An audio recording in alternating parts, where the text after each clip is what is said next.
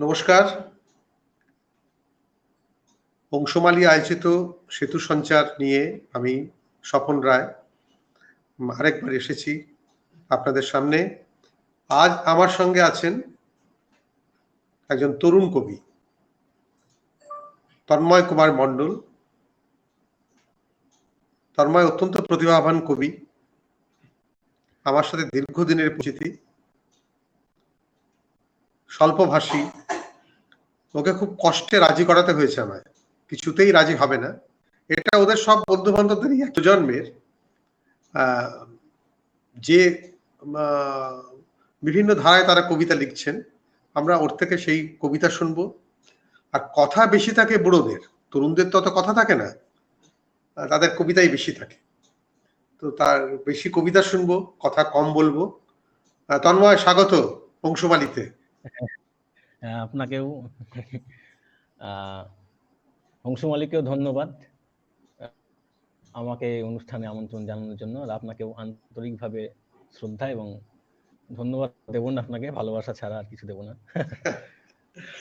ঠিক ঠিক। আমি আসলে আমার খুব ভালো লাগছে যে আসলে কবিতার যে বিভিন্ন ধারাগুলো আছে, সেই ধারায় অনেক উচ্চারিত কবি আছে এবং তাদের উচ্চারণও খুব জোরদার, এবং তাদের আমরা সবসময় দেখতে পাই, শুনতে পাই। কিন্তু এর বাইরে একটা অসম্ভব শক্তিশালী বাংলা কবিতার ধারা রয়েছে, যা অতটা দৃশ্যমান নয়, এবং এরা বেশিরভাগই প্রচার বিমুখ। ফলত আমি ওই চেষ্টা করছি এদের কয়েকজনকে আপনাদের সামনে নিয়ে আসার। তাদেরই একজন তন্ময়। তো তন্ময়ের কাছে আমার প্রথম যেটা বলার সেটা হলো, তুই একটা ছোট্ট করে নিজের পরিচিতি দে, স্বপরিচিতি, তারপর আমরা কবিতা পাঠে যাব। আচ্ছা, আমার নাম তন্ময় কুমার মণ্ডল।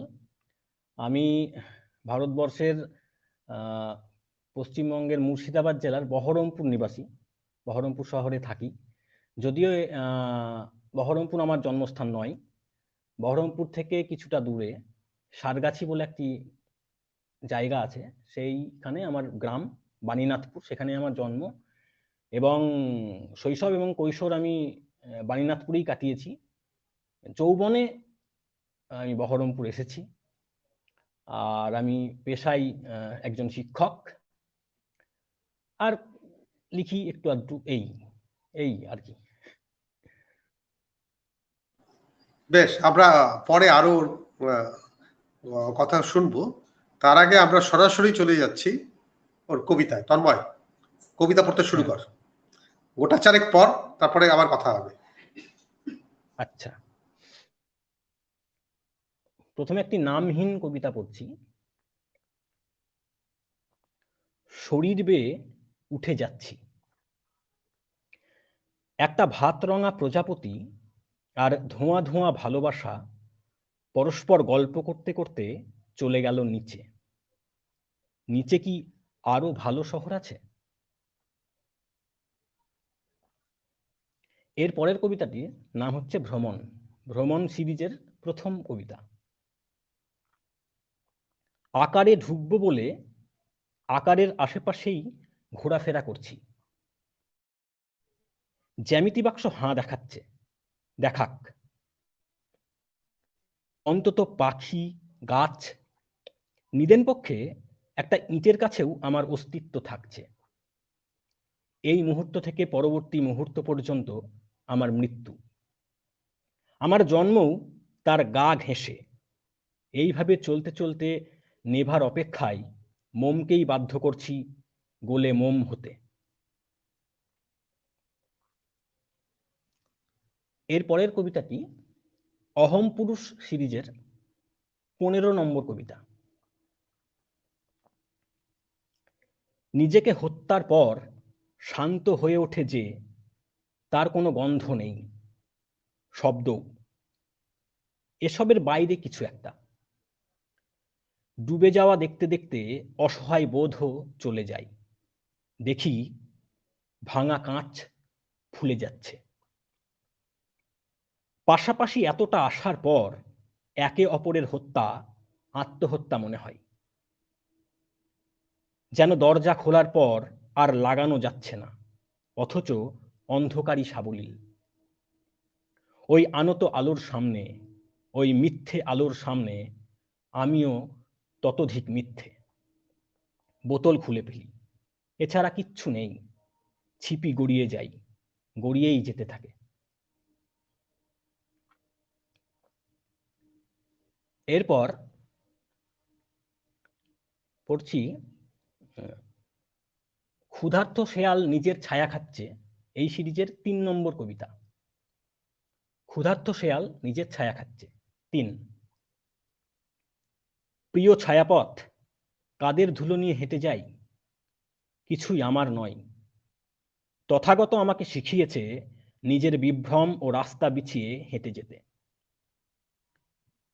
আদিম অনুভব নিয়ে নৌকা তৈরি করি, পোড়াই, গন্ধ ও ধোঁয়া নিয়ে হেঁটে যাই। দেখি সময়ের ছায়া আমাকে প্ররোচিত করে। প্রশ্নের সামনে দাঁড়িয়ে অসীমকে অনুভব করি। এই ২ চোখ যারা তথাগতের দিকে নিয়ে গেছে, হত্যার পর সূক্ষ্ম এক সুড়ঙ্গের ভেতর দেখছি সমাধানহীন অনন্তের পথ। অপেক্ষারত কোনো তথাগত নেই, আমরা শুধু তার ছায়া নিয়ে খেলা করি। ঘুরে জলের ছবি, জল, প্রিয় জল, এই অনন্ত ও পেঁচানোর ভেতর শুয়ে থেকে অবিরত প্রাচীরের স্বপ্ন দেখাও। হুল্লোড়রত আমার ছায়াদের দেখাও। এই পথেরও নিচে এক পথ আছে, তার ছায়া এঁকে সেই তথাগততেই ফিরতে চাই, যা আমার প্রিয়। তথাগত আমাকে নাও, এই অনন্তে ও লোভে, এই ফুঁয়ে ও বিকারে। এই যারা শুনলেন আমার মতো নিশ্চয়ই তারা মুগ্ধ হয়েছে। আমার মুগ্ধতা কেন আমি সেটা পরে বলছি, তার আগে অতিথিদের একটু স্বাগত জানাই। ফরিদ সিফাতুল্লাহ, ফরিদ এসছে। ফরিদ একজন তরুণ কবি বাংলাদেশের এবং অত্যন্ত প্রতিভাবান কবি। ফরিদকে স্বাগত জানাচ্ছি। অরবিন্দ রায় এসছে, অরবিন্দ স্বাগত। উমাপদ এসছে, উমা স্বাগত। শঙ্খদীপ এসছে, স্বাগত। সমরেন্দ্র বিশ্বাস এসছেন, স্বাগত। আপনারা সবাই থাকুন। বেশ কিছু মানে অসাধারণ কবিতা পাঠ শুনলাম আমরা। এই যে আজকের প্রজন্ম যে কবিতা লিখছে, সেই কবিতায় আমরা এক সময় চেষ্টা করেছিলাম সব আমিত্বকে বাদ দিতে, তুমিত্বকে বাদ দিতে। তারপরে আবার নিজেরা ওটা বাদ দিতে দিতে একসময় তাতে ফিরে গিয়েছিলাম। আজকের প্রজন্ম মানে অসাধারণ দক্ষতায় এবং কি বলবো, এক ধরনের মানে মনোনিবেশ সহকারে খুব নিপুণ শব্দ সঞ্চার করে এই দৃশ্যপুঞ্জকে আলাদা করে দিচ্ছে এবং তাতে ব্যক্তি সত্তাকে প্রতিষ্ঠিত করছে। আর এই খেলা বেশ কিছু তরুণ ছেলে তারা এত অসাধারণ ভাবে করছে, এই ভাবা যায় না। এটা কিন্তু দার্শনিকতা নয়। তন্ময়ের যে কবিতা আমরা শুনলাম সেটা কিন্তু ইটস নট ফিলসফিক্যাল। এই যে কবিতার পাল্টে যাওয়া, এটা আমাকে বিস্মিত করে। সেই বিষয় আমাদের আরো আসবে তন্ময়ের কবিতা শুনতে শুনতে। আপনারা সঙ্গে থাকুন। আমি তোর থেকে জানতে চাই যে তুই তো ছোটবেলার কথা বললি, তোর স্কুল কি, স্কুলিং কথা একটু বল। স্কুলিং, কলেজ এবং কখন তুই সাহিত্যের সাথে সম্পৃক্ত হলি, সেখানে কোনো ইন্ধন কাজ করেছিল কিনা, কোনো দাদা, কোনো শিক্ষক, তারপরে তোর পত্র পত্রিকা। এবং বহরমপুর হচ্ছে আমাদের পশ্চিমবাংলার অত্যন্ত ধনী একটা জায়গা সাহিত্যের দিক দিয়ে। সেগুলো কিভাবে তোকে রিয়াক্ট করেছে, এই নিয়ে একটু কথা বল। আচ্ছা, আমার স্কুল মানে প্রাইমারি এবং হাই স্কুল সারগাছিতেই। আমার বাড়ির থেকে 1 কিলোমিটারের মধ্যেই সারগাছি রামকৃষ্ণ মিশন আছে। ওই রামকৃষ্ণ মিশনের প্রাথমিক বিদ্যালয় এবং উচ্চ বিদ্যালয় আছে, সেখানেই আমার পড়াশুনো। যদিও আমি জানতাম না, যাই হোক, আমার হাই স্কুলে স্যার ছিলেন সুশীল ভৌমিক, আমাদের বহরমপুরেরই কবি সুশীল ভৌমিক। তার কাছে আমি পড়েছি, কিন্তু আমি জানতাম না উনি লেখেন। যখন জানতে পারি তখন উনি ইহজগতে আর নেই।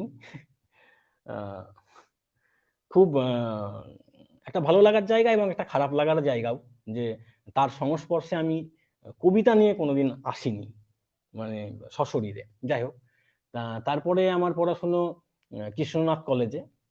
কৃষ্ণনাথ কলেজে পড়তে পড়তেই আমি প্রাথমিক বিদ্যালয়ের শিক্ষকতার চাকরি পাই। বাড়ি থেকে বহু দূরে আমি প্রথমে পেয়েছিলাম, মানে 50-60 কিলোমিটার দূরে। সেখানে কিছুদিন ছিলাম, তারপরে যাতায়াত শুরু করি। এই আর কি আমার ব্যক্তিগত জীবন। লেখালেখির জীবন বলতে ওই যা হয় আর কি সবার। ক্লাস 7-এ স্কুলের পত্রিকায় আমার এক বন্ধু লেখে। তো তার লেখা দেখে আমার খুব ইচ্ছে হয় যে ও লিখলো আমিও লিখবো, স্কুলের পত্রিকায় সবাই পড়বে। এই একটা আর কি ছড়া লেখার ইচ্ছে। ছড়া, গল্প এইসব লিখতাম নিজের ইচ্ছে মতো। আহ, এই করতেই আর কি গ্রামেরই একটি ছেলে, আমার বন্ধু তাপস মণ্ডল, আহ, সেও লেখালেখি করতো। খুব কাছের ছিল আর কি, দুজনে মিলে অনেক কিছু আহ, লিখেছে আর কি উল্টো পাল্টা সেই সময়ে, এবং অনেক জায়গায় ঘুরে বেরিয়েছি। ছাপানোর খুব একটা ইচ্ছে আমাদের তখনও ছিল না সেরকম আর কি। যাই হোক, এখন তাপস আর একদমই লেখালেখি করে না। পরবর্তীতে যখন বহরমপুরে আসি আর কি, বহরমপুর কৃষ্ণনাথ কলেজে ভর্তি হই। সেখানে ভর্তি হওয়ার পর আমি আইটিআই করতাম। তো আইটিআই এ আমার এক বন্ধুর সঙ্গে পরিচয় হয়, শ্রীমন্ত ঘোষ। শ্রীমন্ত খুব ভালো লিখতো সেই সময়ে, কাটোয়ার ছেলে। আমরা খুব ঘনিষ্ঠ বন্ধু ছিলাম বহুদিন পর্যন্ত, এখনো আছি। যদিও শ্রীমন্ত সেভাবে আর লেখে না। যাই হোক, আমার লেখা জীবনে বহু ছেদ আছে। লিখেছি, বন্ধ করেছি, ছাপিয়েছি, আবার বন্ধ রেখেছি, এইভাবে বহু ছেদ আছে আর কি। তো 2002-এ প্রথম আমার একটি কবিতা প্রকাশ পায় বহরমপুরের একটি পত্রিকা সহজাত বলে। সেখানে গোপাল চন্দ্র বসাক পত্রিকাটি করতেন, উনি আমার কবিতা ছাপিয়েছিলেন পরপর 2টো সংখ্যায়। তারপরে টুকটাক এখানে ওখানে লেখালেখির পর আমি চাকরির সুবাদে যেহেতু দূরে চলে যাই, সেহেতু আমি আবার যোগাযোগ ছিন্ন হয়ে যাই প্রকাশের জায়গা থেকে। যদিও লেখালেখি আমার বন্ধ হয়নি, কিন্তু কোথাও সেভাবে দিতাম না। তো যখন বহরমপুর আসি 2009-এ, তখন আমার পাশের বাড়িতে আমার সম্পর্কিত মামা কবি আহ, আহ, বিশ্বজিৎ মণ্ডল, উনি আমার সম্পর্কে মামা হন, উনি পড়াতে আসতেন। তো মামা একদিন আমার বাড়ি এসে বললেন যে, তন্ময় তুই তো লেখালেখি করতিস, আর লিখিস না? হ্যাঁ মামা, লিখি টুকটাক। তাহলে দে আমাকে দেখি, পড়ি। তো মামা পড়ার পর বললেন যে চল তোকে একটা জায়গায় নিয়ে যাবো। উনি একটা কবিতা পাঠের আসরে নিয়ে যান। সেখানে গিয়ে আমার পরিচয় হয় বহরমপুরের অনেক তরুণ কবির সঙ্গে। সুব্রত হাজরা, সানি সরকার, প্রবোধ কুমার মণ্ডল, তারপর আরো অনেক আর কি, সৌরভ হোসেন, এদের সঙ্গে পরিচয় হয়, বন্ধুত্ব হয়, এবং অনেক আড্ডা, পাগলামো, অনেক কিছু করেছি আমরা সেই সময়ে। এবং শেষাবধি একটি হাতে লেখা পত্রিকা আমরা শুরু করি। আমি, সানি সরকার, সুব্রত হাজরা আর প্রবোধ কুমার মণ্ডল, 4জন মিলে একটি হাতে লেখা পত্রিকা 2010-এর 21শে ফেব্রুয়ারি। পত্রিকাটির নাম 21শে। পুরোটাই হাতে লেখা, পুরোটাই হাতে আঁকা। সেটা ছাপিয়ে, মানে ছাপিয়ে নয়, জেরক্স করে আমরা বিক্রি করতাম না, বিলি করতাম। বেশিরভাগটাই সানি লিখতো, আমি 2-1টা সংখ্যায় আমি করেছিলাম।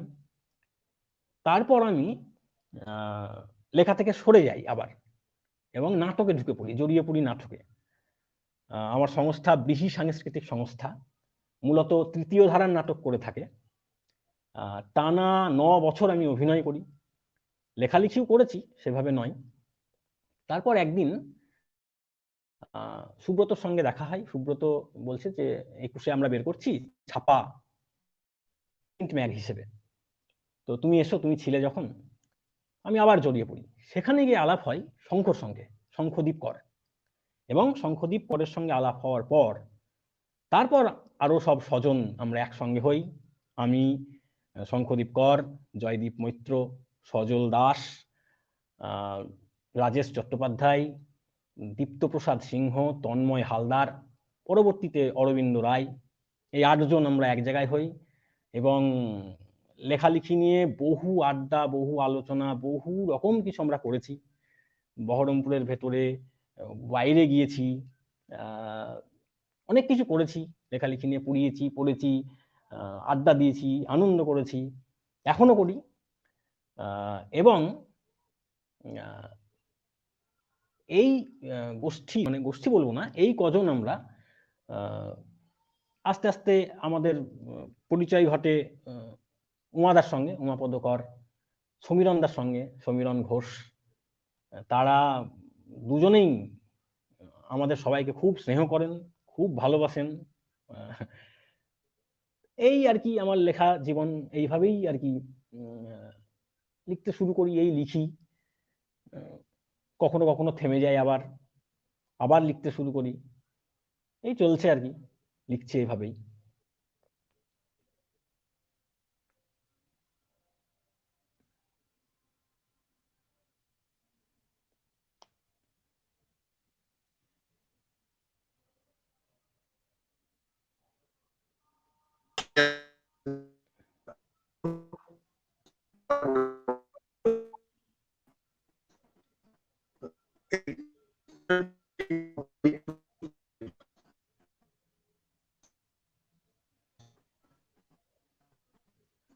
মনে হচ্ছে স্বপনদার কোনো সমস্যা হচ্ছে আর কি।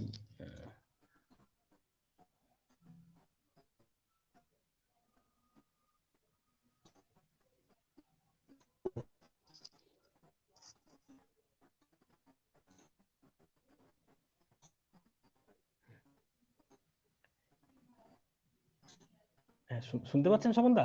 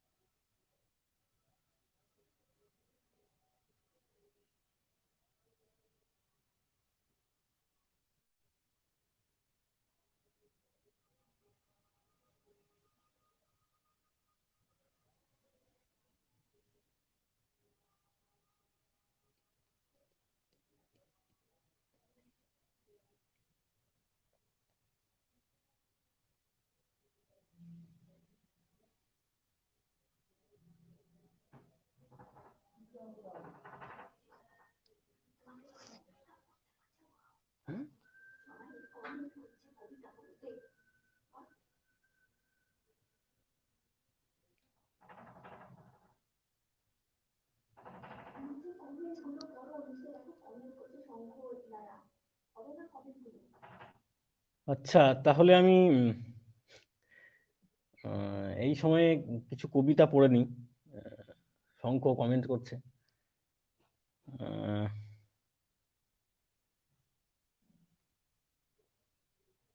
আচ্ছা, এই যে সিরিজটা, এই সিরিজটার নাম অনাব্য বলি যাকে স্রোত অতিরিক্ত। 1 নম্বর, আমি নির্বিরোধ, এভাবে বলি কথার আলগা, থরথর যেন খসে যায় মহাবিষ্ট।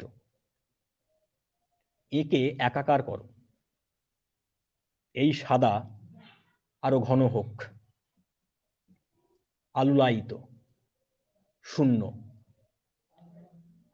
তারপর যেদিকে খুশি চলে যাও, এই তো সম্ভাবনা ও অনন্ত। 2, কাকে বলো বোধ, পিছলে যাওয়া রেখে আসা পিপাসা, দূর থেকে দেখা বাঁকা। হ্যাঁ, তুই পড়তে থাক, চল। আচ্ছা, তাহলে 2, প্রথম থেকে পড়। আমি ওই নেটওয়ার্ক আমার ওই জিওতে সমস্যা করছিল, বিএসএনএল এ এলাম। আচ্ছা, বেশ। পড়। এই সিরিজটার নাম আমরা পুষিয়ে দেবো, সময়টা পুষিয়ে দেবো, তুই পড়। অনাব্য বলি যাকে শ্বেত স্রোত অতিরিক্ত। 1, আমি নির্বিরোধ, এভাবে বলি কথার আলগা, থরথর যেন খসে যায় মহাবিষ্ট। একে একাকার করো, এই সাদা আরো ঘন হোক, আলুলায়িত, শূন্য। তারপর যেদিকে খুশি চলে যাও, এই তো সম্ভাবনা ও অনন্ত। 2, কাকে বলো বোধ, পিছলে যাওয়া রেখা আসা পিপাসা, দূর থেকে দেখা বাঁকা। ভাবো আলোর গতিপথ সেও কি, উল্লম্ব ঘুমের ফুল ফাটছে যেন। 3, অনাবৃত রাখো যাকে, সে তো তোমার না, ফিরে আসার অভিনয়। পাতা উড়ছে আর বৃষ্টি না পড়ার উল্লাস, না লেখা শব্দ ভেসে থাকে। ভাবি অপরাধবোধ না থাকলে সেও হতো। ফলক ভেঙে দেখি ছোট্ট একটা পিঁপড়ে বয়ে নিয়ে যাচ্ছে অব্যবহৃত টুকরো। 4, ডিঙোলো সে করে, জলাচল কত তো অহংকার ভাঙে, জালিকাময় অবিরত থাকে।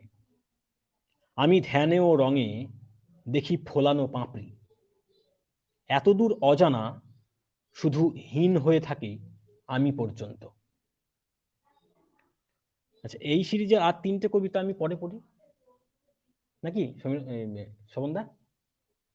হ্যাঁ, ঠিক আছে। আমি তোদের এই মানে রেহেলের সূচনা পর্বটা শুনলাম বন্ধুত্বে, এবং ওখানে অনেক সিনিয়র কবি আছেন যাদের সাথে তোদের দেখা সাক্ষাৎ হয়, আড্ডা হয়। হ্যাঁ, এটা কিভাবে শুরু হলো? এই শুরু এটা হওয়াটা একটু বল। আচ্ছা, শুরু হওয়াটা হচ্ছে প্রথমে শঙ্কর সঙ্গে আর কি আলাপ হওয়ার পর আমরা তখন 21-এ করছি আর কি। 21-এ কবিতা তখন প্রিন্ট ম্যাগাজিনে বেরোচ্ছে। তো 21-এ কবিতায় একটা সংখ্যায় আমরা ঠিক করলাম, মানে তখন ঠিক করেছিলাম যে 21-এ বের হবে 35 বছরের নিচে যারা লেখে তাদের নিয়ে, তাদের লেখা নিয়ে 21-এ বেরোবে। সুব্রত হাজরা আমাদের সম্পাদক ছিল। তো কোনো এক তো খেপচুরিয়াস আমাদের হাতে আসে। খেপচুরিয়াসে একটা লেখা পাই, জয় লেখা। তো ঠিকানা সহ লেখা দেয়। তো ঠিকানা দেখি বহরমপুরের ঠিকানা, অবাক হই, এত ভালো লেখে, বহরমপুরে কে, খোঁজ জয়দীপকে। তো খুঁজতে খুঁজতে তাকে পাওয়া যায় রবীন্দ্র সদনের সামনে। তো গিয়ে খোঁজ করছি জয়দীপ কই, তো সবাই বলে জয়দীপ তো কেউ নেই, বুতাই আছে, ওর ডাক নাম বুতাই আর কি। তো ওখানে ও আড্ডা দেয়, যাক ওর সঙ্গে ওখানে আলাপ হয়। আর শঙ্কর সঙ্গে সজলের আলাপ ছিল আগের থেকেই, একই স্কুলে পড়তো ওরা, যদিও জয়দীপও ওই স্কুলেই পড়তো, কিন্তু শঙ্কর সঙ্গে আলাপ ছিল না, যাই হোক। এবং শঙ্কর বন্ধু তন্ময় হালদার, সে আবার মানে আরো মানে লজ্জিত কবি আর কি, যাকে বলা যায়, তার লজ্জার ভাঙানো যায় না আর কি। তাকে বললেও সে আসে না, আমরা তবু একটু আধটু মুখ দেখাই এদিক ওদিক, সে একেবারেই আসে না। যাই হোক। আর 21-এর জায়গা থেকেই আর কি রাজেশের সঙ্গে, রাজেশ চট্টোপাধ্যায় ওর সঙ্গে আমাদের পরিচয় ঘটে। এইভাবে আর কি এক জায়গা হয়ে রাজেশের বন্ধু অরবিন্দ, সে এসে জড়ো হয় আর কি। দিয়ে এইভাবে আর কি সবাই একসঙ্গে জড়ো হয়। তো কথায় কথায় একদিন সবাই বলল যে চলো উমাদার বাড়ি যাওয়া যাক, উমাপদ কর। একদিন আমরা যাই, উমাদার সঙ্গে আড্ডা দিই, ভালো লাগে, খুব আন্তরিক আর কি। তারপরে সমীরণদার সঙ্গে প্রথম পরিচয়টা ঠিক মনে নেই, মনে হয় সদনে। যদিও সমীরণ ঘোষের কবিতা বহুদিন থেকে পড়ি, ভালো লাগে, তবে প্রথম পরিচয়টা মনে নেই। যাই হোক, সমীরণ দাও খুব স্নেহ করেন, সমীরণ দার সঙ্গেও বহু আড্ডা দিয়েছি, খুব আন্তরিক, ভালোবাসেন খুবই, প্রশ্রয় দেন, দুজনেই খুব প্রশ্রয় দেন। আর অমিতাভ মৈত্র, ওনার সঙ্গে আড্ডা সেভাবে হয়নি, খুব কম। উনিও খুব ভালোবাসেন আমাদের, উনি খোঁজ রাখেন কোথায় লিখছি, কি লিখছি, উনি পড়েন। তাছাড়াও বহরমপুরের অনেকেই আর কি আমাদের ভালোবাসেন। তো সেখান থেকেই শঙ্খ আর কি শুরু করে, যে বলে যে রেহেল করব, একটু অন্যরকম একটা কাগজ হবে। প্রথমে কাগজ হিসেবে আমাদের ইচ্ছে ছিল, কিন্তু কাজ করতে গিয়ে দেখা যায় হয়তো ভলিউম হয়ে যাবে 250-300 পৃষ্ঠার। 250-300 পৃষ্ঠার একটা বই করা, সেটাকে বিক্রি করা সম্ভব। সত্যি বলতে পত্রিকা বিক্রি করে টাকা ওঠে না যে সেটা দিয়ে আবার পরবর্তীতে আর একটা সংখ্যা করা যাবে, টাকা চলেই যায়। তো ঠিক হয় যে যদি এভাবে প্রতিবারই 250-300 পৃষ্ঠার একটা করে বই হয়, তাহলে তো হয়তো 2-3টে সংখ্যা করার পর আর পারবো না আমরা করতে। তো এটা ম্যাগ হিসেবে, মানে ওয়েব ম্যাগ হিসেবেই বের করা হোক। ওয়েব ম্যাগ হিসেবে বের করা হয়, বেশ কয়েকটা সংখ্যা বেরিয়েছে। মূলত কাজটা, ভাবনাটা সমস্তটাই মূলত শঙ্খই, পরিকল্পনা সমস্ত শঙ্খই বেশিরভাগ করে থাকে। আমরা ওই আর কি মাথা টাথা গুঁজে থাকি। ভালো একটা পত্রিকা করে পড়ি আর কি। যারা শুনছে তাদের জানাই যে এরা প্রতি বছর একটা করে প্রজেক্ট হাতে নেয় এবং সেটাকে কেন্দ্র করে ওয়ার্কশপ করে, এই অভিনব ব্যাপার। বিভিন্ন কবিরা সেখানে যায়, আমার একবার গতবার যাওয়ার সৌভাগ্য হয়েছিল, তার আগে অন্যান্য সিনিয়র কবিরাও যায়, এবং সেখানে একটা বিষয় থাকে এবং সেটাকে নিয়ে ওয়ার্কশপ হয়। এরকম প্রচেষ্টা অভিনব, এটা ওরা করে থাকে।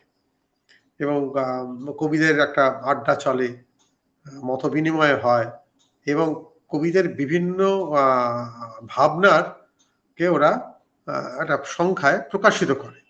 আবার এটা একটা করে, আবার কবিতার কবিকে আড়ালে রেখে কবির প্রতিক্রিয়া নেওয়া হয়, সেটাকে রিরাইট করতে বলা হয়। এরকম নানা রকম, যেটা তারুণ্যের একটা দিক, যে নানা রকম পরীক্ষা নিরীক্ষার মধ্যে দিয়ে এরা যায়। আর এর জন্য আমি এদেরকে এত ভালোবাসি।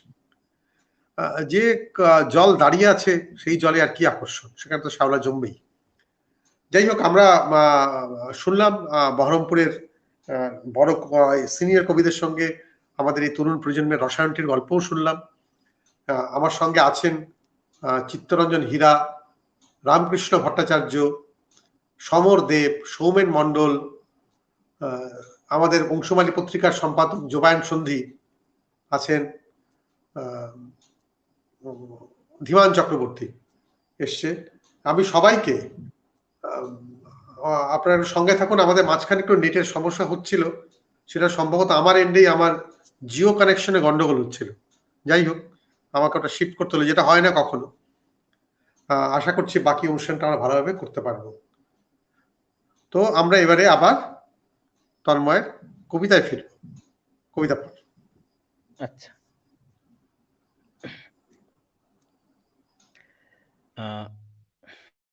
এটা অনাব্য বলি যাকে, সে তো স্রোত অতিরিক্ত, এই সিরিজের 5 নম্বর কবিতা। চমকানো পথ এসে ঢুকে যাই, ঢোক আর ডুব দুটোই ইঙ্গিত। ভাবতে পারো শূন্য কোনো প্রকৃতির প্রকল্প এভাবেও প্রভাবিত করে, অথবা ছড়িয়ে গেছে অন্য কেউ। পথ আর নদী তো আঁকেনি কেউ, ভেতরেই জেগে থাকা ভুলে। 6,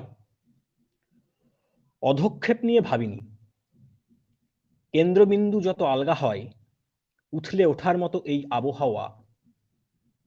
লোভ বড় অসহায়, ক্রমশ ডুবে যাই, ক্রমশ নিজেকে আবিষ্কার করি, আর ভাবি কি যে ইন্দ্রিয় চেপে ধরে। 7, ধ্বনি খোলা, জিভ উথলে ওঠার মুহূর্ত মনে পড়ে, গভীরতা পেরোনোর কথা। ছুঁয়ে থাকা অগ্রাহ্য করে কিভাবে অলৌকিক হওয়া যায় সেই সব। একা পেতে রাখা ঘ্রাণে ফিরে আসে যে, সেও অমোঘ, দুরারোগ্য যেন উপকূল থেকে সমুদ্র শোনে। বেশ।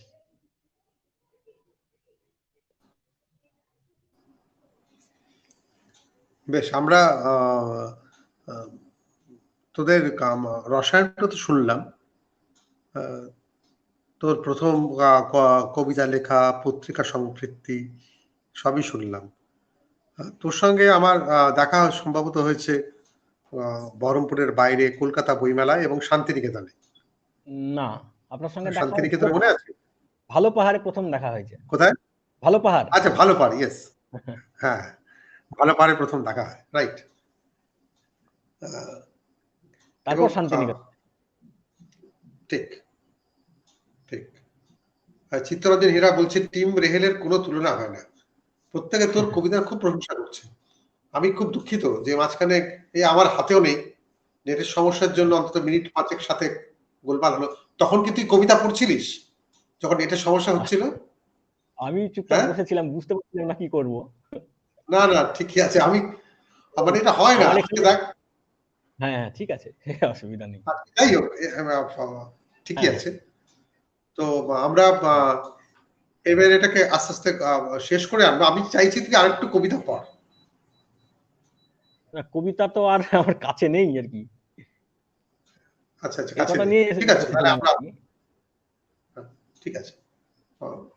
তোর কবিতা লেখার ক্ষেত্রে কবিতা বিভিন্ন কবিতা যে পাঠ করিস তুই, তার ভূমিকা কি থাকে না? মানে শুধু তো আচমকা বসলাম কবিতা লিখলাম হয় না।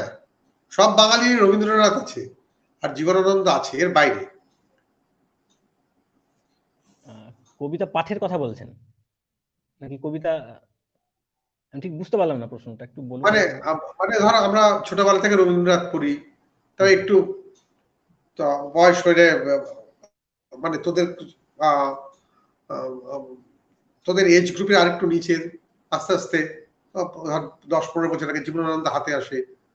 তো জীবনানন্দ এবং রবীন্দ্রনাথ এই দুটো আমাদের পাঠাভ্যাসে থাকেই বাঙালিদের। এর বাইরে তোর কোন কবিকে খুব স্ট্রাইকিং মনে হয়, যার কবিতা তুই পড়েছিস, পড়ে খুব উৎসাহ বোধ করেছিস একটা সময়, নট না, আচ্ছা, এবং লিখতে ইচ্ছে হয়েছে? সুশীল প্রথম, ভৌমিক তো বললি। হ্যাঁ হ্যাঁ, সুশীল ভৌমিক একদম প্রথম আমাকে ইয়ে করেন জয় গোস্বামী। জয় গোস্বামীর প্রথম দিকের কবিতা, হ্যাঁ, আলেয়া হ্রদ বা ওই সময়ের যে কবিতাগুলো, সেগুলো খুব প্রভাবিত করে আমাকে। হ্যাঁ, ঠিক।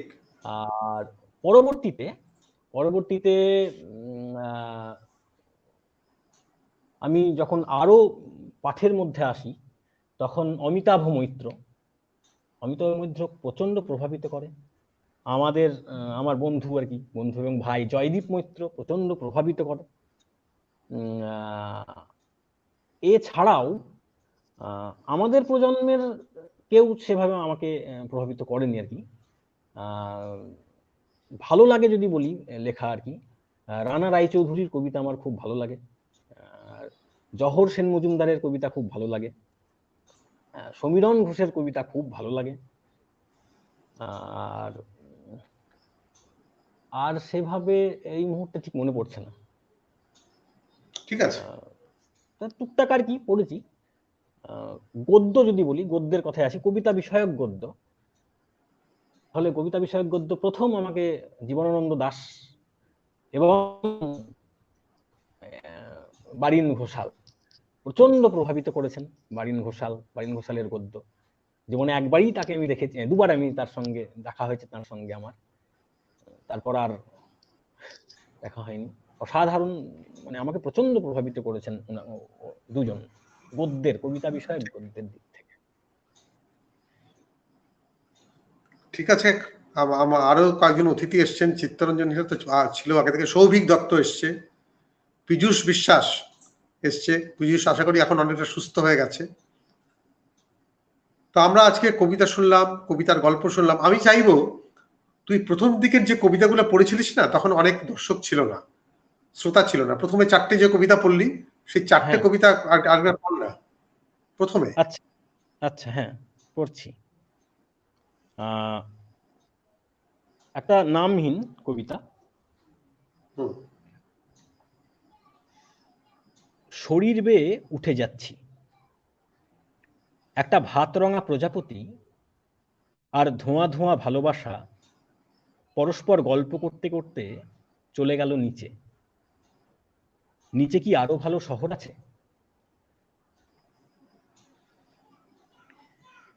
ভ্রমণ সিরিজের 1 নম্বর কবিতা।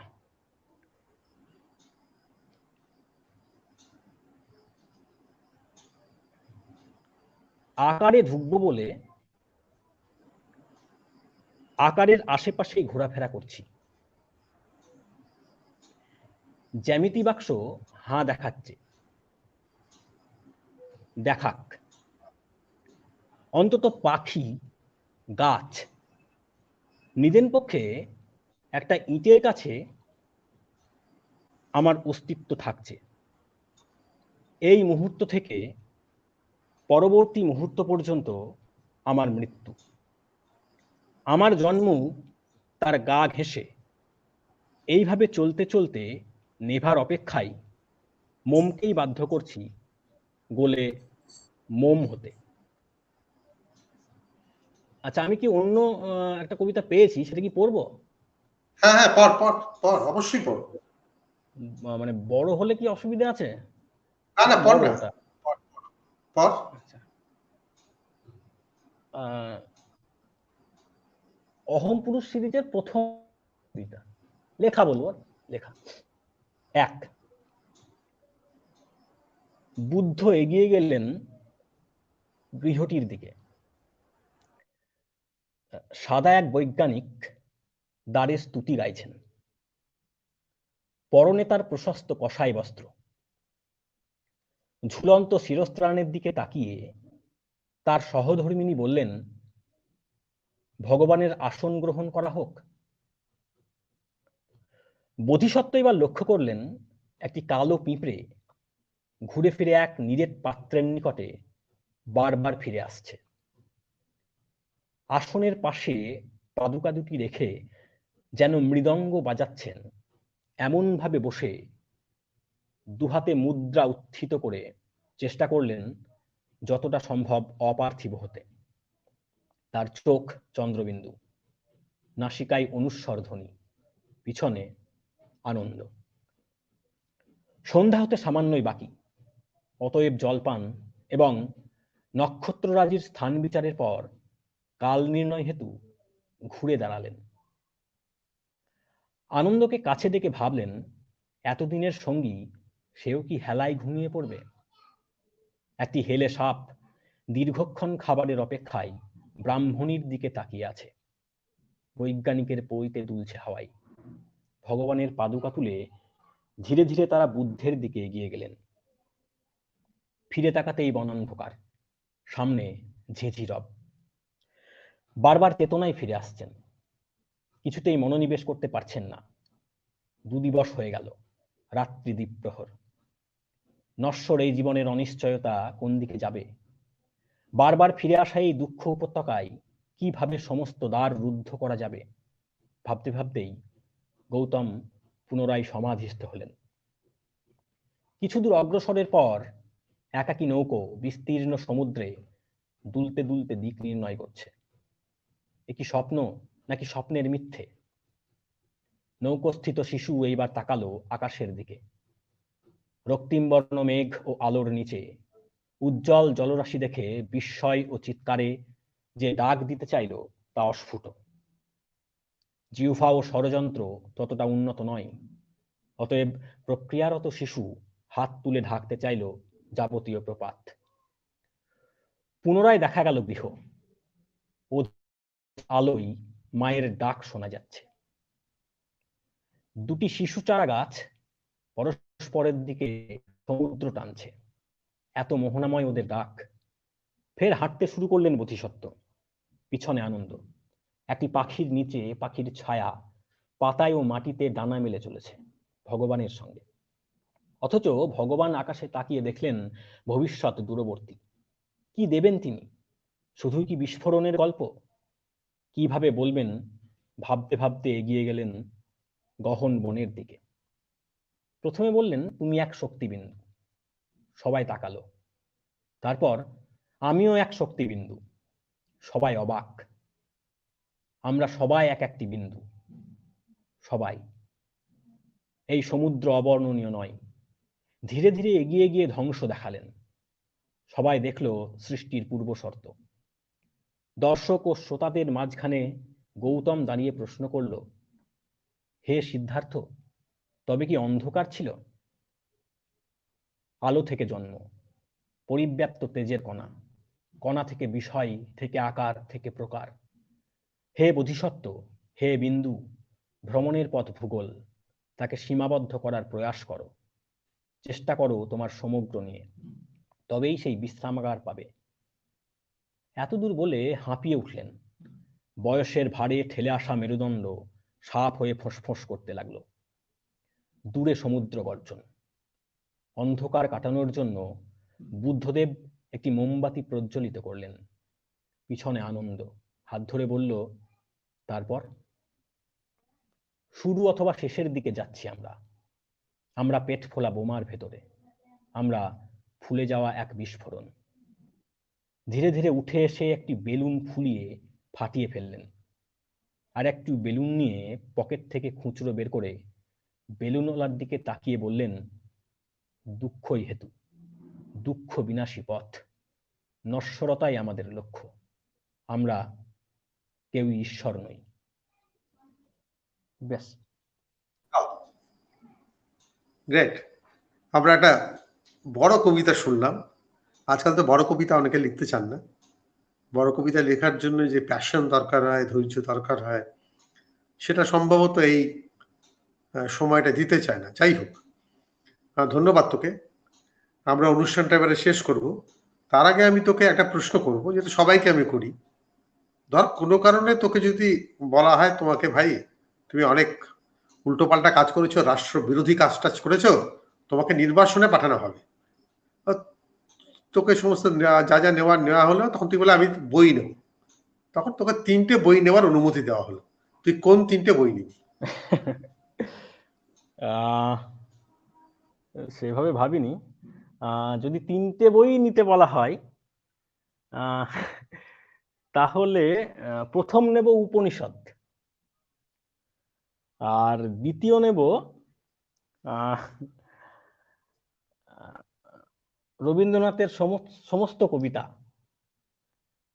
সংগ্রহ আর কি, যদি পাই। আর তৃতীয় যদি বলা হয়, তবে তার মধ্যে আমি মনীন্দ্র গুপ্তের অক্ষয় মালবেরী নেব। সরাসরি উত্তর। খুব ভালো লাগলো আজকে তন্ময়। মাঝখানে একটু বিঘ্নিত হয়েছে, কিছু করার নেই। হয় নেট নির্ভর দুনিয়া। আমার এন্ডই হয়েছে। আমার এন্ডে সাধারণত হয় না, কোনোদিনও হয়নি। আজ আমার এন্ডেই হয়েছে। যাই হোক, এর জন্য আমি সবার কাছে ক্ষমা প্রার্থী। আর অংশুমালির পক্ষ থেকে তোকে ধন্যবাদ। আর তুই যদি অংশুমালীকে কিছু বলতে চাস বল। অংশুমালী এই যে সেতু সঞ্চার এবং আরেকটি ক্ষণকাল বলে অনুষ্ঠান করে, আমি মাঝে মধ্যে দেখি আর কি। প্রিয়জনরা আসে এখানে। এছাড়াও অনেক অচেনা মানুষকেও পাই। সবসময় সময় পাই না, তবু চেষ্টা করি। এটা একটি ভালো উদ্যোগ, খুব ভালো উদ্যোগ। এইভাবে পরিচয় করিয়ে দেওয়া। যদিও আমি ব্যক্তিগতভাবে মনে করি কবিকে আড়ালে থাকাই ভালো আর কি। আড়ালে থাকলে কবি লিখতে পারেন, আলোয় এলে লেখা চলে যায়। যাই হোক, স্বপনদার ভালোবাসা এবং অংশুমালীর এই আয়োজনকে অসংখ্য ভালোবাসা রইল আমার। এই আর কি। ধন্যবাদ, ভালো থাক, অনেক লেখ, আড়ালে থেকেই লেখ, কোনো অসুবিধে নেই। মেঘের আড়ালে থেকে তীর ছুটতে থাক, সেগুলো বিক্রি করুক আমাদের। আর পরের শনিবার আমি আবার আসবো। সঙ্গে রাখার চেষ্টা করছি একজন সিনিয়র কবিকে, অত্যন্ত গুরুত্বপূর্ণ কবি আমাদের সময়, প্রশান্ত গুহ মজুমদার। তো আপনারা সঙ্গে থাকবেন, সবাই ভালো থাকুন। আজকের মতো এখানেই শেষ করছি, নমস্কার।